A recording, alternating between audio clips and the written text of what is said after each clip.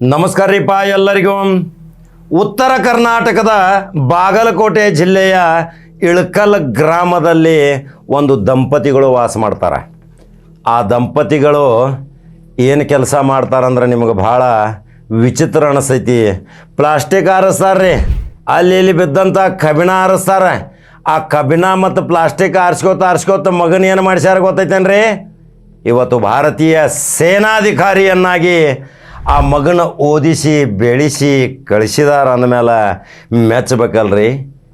ಇವತ್ತು ಶಿಕ್ಷಣ ಇಲ್ಲದ ತಂದೆ ತಾಯಿಗಳು ಕಬ್ಬಣ ಆರಿಸಿ ಪ್ಲಾಸ್ಟಿಕ್ ಆರಿಸಿ ಆ ಬಂದಂಥ ಆದಾಯದಿಂದ ನಮ್ಮ ಮಗ ಈ ರೀತಿ ಈ ಉದ್ಯೋಗಕ್ಕೆ ಇಳಿಬಾರ್ದು, ನಮ್ಮ ಮಗ ದೇಶದ ಒಂದು ಒಳ್ಳೆಯ ಉನ್ನತ ಸ್ಥಾನಕ್ಕೆ ಹೋಗಬೇಕಂಥೇಳಿ ಸಹಾಯಕ ಸೇನಾಧಿಕಾರಿಯಾಗಿ ನೇಮಕಗೊಂಡ ನಾವಣೆ ಮೊಹಮ್ಮದ್ ಅಜರುದ್ದೀನ್. ಆ ಮೊಹಮ್ಮದ್ ಅಜರುದ್ದೀನ್ ಬಗ್ಗೆ ಎಷ್ಟು ಕೊಂಡಾಡಿದರೂ ಕಡಿಮೆ. ತಂದೆ ತಾಯಿಗಳು ಕೂಲಿ ಮಾಡಿ ಕೆಲಸ ಮಾಡ್ತಾರೆ. ಆ ಕೆಲಸದಿಂದ ಬಂದಂಥ ಕೂಲಿಯಿಂದ ಪುಸ್ತಕಗಳನ್ನು ತೆಗೆದುಕೊಂಡು ಅವರಿವರ ಹತ್ತಿರ ಪುಸ್ತಕವನ್ನು ಎರವಲ ಬೇಡಿಕೊಂಡು ಶಿಕ್ಷಣ ಪೂರೈಸಿ ಇವತ್ತು ದೇಶದ ಸಹಾಯಕ ಸೇನಾಧಿಕಾರಿ ಅಂತ ದೊಡ್ಡ ಹುದ್ದೆ ವಹಿಸ್ತಾನಂದ್ರೆ ಎಷ್ಟೊಂದು ಅಭಿಮಾನದಿಂದ ಅವಂಗೆ ಸತ್ಕಾರ ಮಾಡ್ಯಾರ. ಕಣ್ಣಾಗ ನೀರು ತೆಗೆದಾಳ ಮಹಾತಾಯಿ. ಇದೊಂದು ಬಹಳ ಪ್ರೇರಣೆ ಬರುವಂಥ ವಿಷಯ ರೀ. ಯಾಕಂದರೆ ಇವತ್ತು ಕೂಲಿ ನಾಲಿ ಮಾಡಿ ಇವತ್ತು ಜೀವನ ಮಾಡುವಂಥ ತಂದೆ ತಾಯಿಗಳು ಸಹಿತ ತಮ್ಮ ಮಕ್ಕಳ ಭವಿಷ್ಯ ಉನ್ನತ ಸ್ಥಾನಕ್ಕೆ ಹೋಗಬೇಕು, ತಮ್ಮ ಮಕ್ಕಳು ಒಂದು ದೇಶಲ್ಲ ರಾಜ್ಯದಲ್ಲಿ ಒಳ್ಳೊಳ್ಳೆಯ ಹುದ್ದೆ ಪಡೆಯಬೇಕು ಅಂಥೇಳಿ ಕಷ್ಟಪಟ್ಟು ಕೂಲಿ ಮಾಡಿ ಆ ಮಕ್ಕಳಿಗೆ ವಿದ್ಯೆ ಕಲಿಸೋದು ಇವತ್ತು ನೋಡಿದಿರಿ.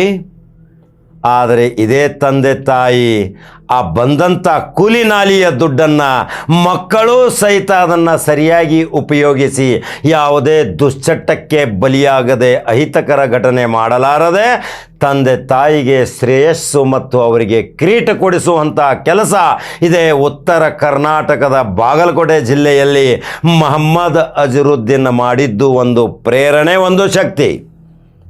ಈ ಮಕ್ಕಳಿಗೆ ಇವತ್ತು ಇದೊಂದು ಸವಾಲಾಗಿ ಪರಿಣಮಿಸೈತಿ.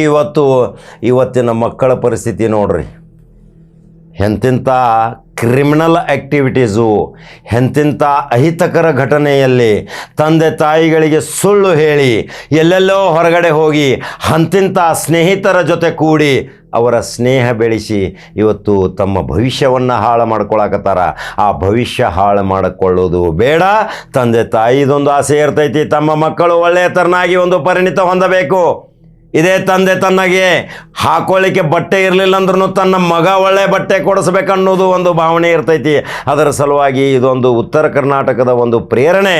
ಈ ಎಲ್ಲ ಉತ್ತರ ಕರ್ನಾಟಕ ಮತ್ತು ಕರ್ನಾಟಕ ರಾಜ್ಯದ ಮಹಾಜನತೆ ಇಂಥ ತಂದೆ ತಾಯಿಗಳ ಹೊಟ್ಟೆಯಲ್ಲಿ ಹುಟ್ಟಿದಂಥ ಇದೊಂದು ರತ್ನ ಅಲ್ರಿ. ಹಾಗಾದ್ರೆ ಮೊಹಮ್ಮದ್ ಅಜರುದ್ದೀನ್ ಬಗ್ಗೆ ಏನು ನಿಮ್ಮ ಅನಿಸಿಕೆಗಳು? ತಂದೆ ತಾಯಿಗಳು ಕಣ್ಣೀರಿನ ಕೋಡಿ ಎಷ್ಟೊಂದು ಖುಷಿಯ ಬಾಷ್ಪಗಳನ್ನು ಹರಿಸಿದಾರ. ಆ ದೃಶ್ಯವನ್ನು ನಿಮಿಷದೈತಿ ಹಾಕತನ ನೋಡ್ರಿ. ಹಂಗಾದ್ರೆ ಯೂಟ್ಯೂಬ್ದಾಗ ಬಟನ್ ಹೊಡೀರಿ, ನಂಬರ್ 1 ನ್ಯೂಸ್ ಕನ್ನಡ